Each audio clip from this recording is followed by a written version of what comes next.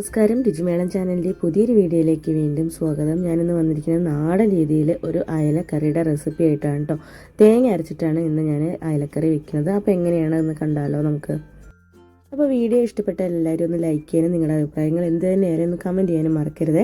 അപ്പോൾ ഞാൻ ആദ്യം തന്നെ കറിയിലേക്ക് വേണ്ടതായിട്ട് തേങ്ങയുടെ അരപ്പൊന്ന് റെഡിയാക്കാൻ പോവുകയാണ്. അപ്പോൾ മിക്സിയുടെ ജാറിലേക്ക് ഒരു മുറി തേങ്ങ അതേപോലെ ചിരകിയിട്ട് ഇട്ട് കൊടുക്കുന്നുണ്ട് കേട്ടോ. അപ്പോൾ നമ്മൾ കട്ടിയായിട്ടാണ് കറി വയ്ക്കണമെന്ന് വെച്ചാൽ നമുക്ക് കൂടുതൽ തേങ്ങ ഉപയോഗിക്കാം. അപ്പോൾ ഞാൻ അയാൾക്ക് ഏകദേശം ഒരു കട്ടിയുള്ള കറിയാണ് വയ്ക്കുന്നത്. ഒരുപാട് കട്ടിയായ വീട്ടിലാർക്കും ഇഷ്ടമല്ല, അതുകൊണ്ടാണ് കേട്ടോ. അപ്പോൾ ഒരു 4 അല്ലി വെളുത്തുള്ളിയും കൂടെ തേങ്ങയിലേക്ക് ചേർത്ത് കൊടുക്കുന്നുണ്ടേ.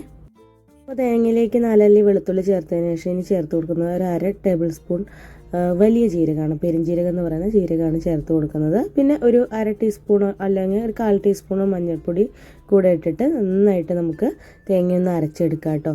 അപ്പോൾ നല്ല പേസ്റ്റ് രൂപത്തിൽ തന്നെ അരച്ചെടുക്കാൻ നോക്കുക, അപ്പോഴാണ് കറിക്ക് നല്ല ടേസ്റ്റ് ഉണ്ടാവുക. അപ്പോൾ നന്നായിട്ട് ഞാൻ അരച്ചെടുത്തിട്ടുണ്ട്. ഇനി നമുക്ക് അടുപ്പിൽ ചട്ടി വെച്ച് കൊടുക്കാം. ചട്ടി വെച്ചതിന് ശേഷം ഞാൻ അതിലേക്ക് ഒരു ചെറിയ തക്കാളിയും അതുപോലെ തന്നെ ഒരു പച്ചമുളക് നടുകീറിയതും കൂടെ ഇട്ട് കൊടുക്കുന്നുണ്ട്. അതുപോലെ തന്നെ കഴുകി കുതിർത്ത് വെച്ചിരിക്കുന്ന കുടംപുളിയും കൂടെ ചേർത്ത് കൊടുക്കുന്നുണ്ട് കേട്ടോ. ഇനി അതിലേക്ക് എരിവിന് ആവശ്യത്തിന് ഞാൻ മുളക് പൊടി ഇട്ട് കൊടുക്കുന്നുണ്ട്. 1 ടീസ്പൂൺ മുളക് പൊടിയാണ് ഇട്ട് കൊടുക്കുന്നത്. പച്ചമുളക് ഓൾറെഡി ചേർത്തിട്ടുണ്ട്, അപ്പോൾ എരിവിനനുസരിച്ച് വേണം നമ്മൾ ചേർത്ത് കൊടുക്കാൻ. പിന്നെ ഒരു 1/4 ടീസ്പൂൺ മഞ്ഞൾപ്പൊടി കൂടെ അതിൻ്റെ ഒപ്പം തന്നെ ഇടുന്നുണ്ട് കേട്ടോ. പിന്നെ ആവശ്യത്തിനുള്ള ഉപ്പും കൂടെ ചേർത്ത് കൊടുക്കാം. അപ്പോൾ ഉപ്പും അതുപോലെ തന്നെ പുളിയും എരിവൊക്കെ നമ്മുടെ ഇഷ്ടമാണ് കേട്ടോ, എത്രത്തോളം ചേർക്കണം എന്നുള്ളത്. എന്നിട്ട് ഞാൻ തേങ്ങയുടെ അരപ്പും കൂടെ അതിലേക്ക് ചേർത്ത് കൊടുക്കുന്നുണ്ട്. അപ്പോൾ തേങ്ങയുടെ അരപ്പും കൂടെ ചേർത്ത് കൊടുക്കുമ്പോൾ നമുക്ക് ആവശ്യത്തിനുള്ള വെള്ളം കൂടെ ആ സമയത്ത് തന്നെ ഒഴിച്ചു കൊടുക്കാം കേട്ടോ.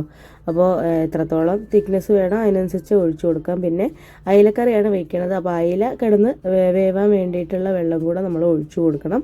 അപ്പോൾ ആവശ്യത്തിനുള്ള വെള്ളം കൂടെ ഒഴിച്ചു കൊടുത്തിട്ടുണ്ട്. ഇനി നമുക്കതൊന്ന് അടച്ചു വെച്ചിട്ട് വേവിച്ചെടുക്കാം. അപ്പോൾ മുഴുവനായിട്ട് അടച്ചു വെക്കുന്ന സമയത്ത് കറി തിളച്ച് പോവാതെ നോക്കണം. ഞാൻ ഒട്ടും അറിയാത്തവർക്ക് വേണ്ടിയിട്ടാണ് കേട്ടോ ഇങ്ങനെയൊക്കെ പറയുന്നത്. അറിയുന്നവർ അതൊന്ന് സ്കിപ്പ് ചെയ്ത് പോവുക, കുഴപ്പമില്ല. അപ്പോൾ കറി ഒന്ന് ജസ്റ്റ് തിളച്ച് വരുന്നുണ്ട് കേട്ടോ. അപ്പോൾ നന്നായിട്ട് അടിയിലൂടെ ഒന്ന് ഇളക്കി ഈ സമയത്ത് ഉപ്പും പുളിയൊക്കെ ഒന്ന് പാകല്ലേ എന്നൊന്ന് നോക്കാം.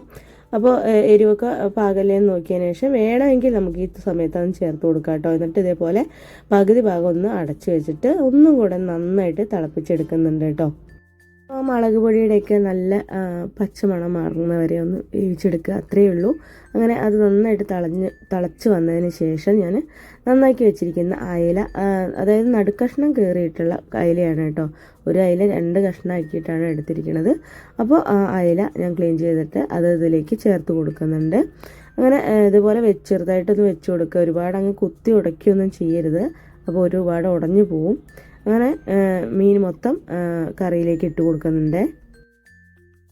അപ്പോൾ മീനൊക്കെ കറിയിലേക്ക് ഇട്ട് കൊടുത്തതിന് ശേഷം നമുക്കത് നന്നായിട്ടൊന്ന് വേവിച്ചെടുക്കണം.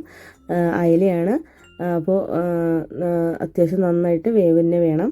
അപ്പോൾ അതൊന്ന് വെന്ത് തള വന്നതിന് ശേഷം ഇതുപോലെ ചട്ടി നമുക്കൊന്ന് പിടിച്ചിട്ട് ഒന്ന് വട്ടം ചുറ്റിച്ച് കൊടുക്കുക. അല്ലെങ്കിൽ എന്താ വെച്ചാൽ നമ്മൾ കയ്യിലിട്ട് ഇളക്കുന്ന സമയത്ത് മീൻ ഉടഞ്ഞു പോകാനൊക്കെ സാധ്യതയുണ്ട്, അതുകൊണ്ടാണ് കേട്ടോ.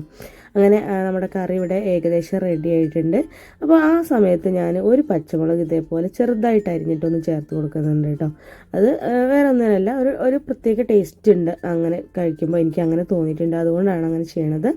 അപ്പോൾ പറ്റുകയാണെങ്കിൽ ഉണ്ടാക്കുമ്പോൾ ഒന്ന് ട്രൈ ചെയ്ത് നോക്കൂ, അതിനൊരു വ്യത്യസ്ത ടേസ്റ്റാണ് ഉണ്ടാവുക. അങ്ങനെ അയില തേങ്ങ അരച്ചിട്ടുള്ള കറി ഇവിടെ റെഡി ആയിട്ടുണ്ട്. ചോറിൻ്റെ കൂടെയും ചപ്പാത്തിയുടെ കൂടെയൊക്കെ കഴിക്കാൻ അടിപൊളിയാണ് കേട്ടോ. ഇനി ഞാൻ അതിലേക്ക് ഒരു 2 തണ്ട് കറിവേപ്പില ഇട്ട് കൊടുക്കുന്നുണ്ട്. അതിനുശേഷം പച്ച വെളിച്ചെണ്ണയാണ് ഒഴിച്ചു കൊടുക്കണം. ഞാൻ വറുത്തിടുന്നൊന്നുമില്ല. അപ്പോൾ പച്ച വെളിച്ചെണ്ണ ഒരു 2-2.5 ടേബിൾ സ്പൂൺ ഒഴിച്ചു കൊടുത്താൽ നമ്മുടെ കറി അടിപൊളിയായിട്ട് റിസെറ്റായിട്ടുണ്ടാവും. അപ്പോൾ നമുക്ക് ഈ സമയത്ത് തീ ഓഫ് ചെയ്തിട്ട് വയ്ക്കാം. ചട്ടിയിലായതുകൊണ്ട് കുറച്ച് നേരം കൂടെ അതൊന്ന് ഇങ്ങനെ തിളയ്ക്ക് വരും. അങ്ങനെ അടിപൊളിയായിട്ടുള്ള നാടൻ അയലക്കറി ഇവിടെ റെഡി ആയിട്ടുണ്ട്.